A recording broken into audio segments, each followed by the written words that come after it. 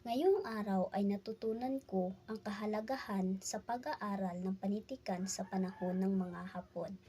Mahalaga itong pag-aralan sapagkat nagpapakita ito ng katatagan, kakayahan ng mga Pilipino na lumikha ng sining kahit sa panahon ng pagsubok. Sa ilalim ng pananakop ng mga Espanyol ay umusbong ang mga anyong panitikan tulad ng haiku at tanaga. Ano nga ba ang haiku?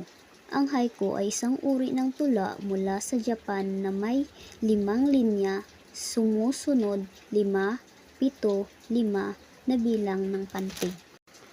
Ang tanaga naman ay tradisyonal na tulang Tagalog na may 4 na linya sa bawat isa na may 7 pantig at may tugma. Ang haiku at tanaga ay nagbibigay daan sa pagpapahayag ng damdamin at pagnanais para sa kalayaan.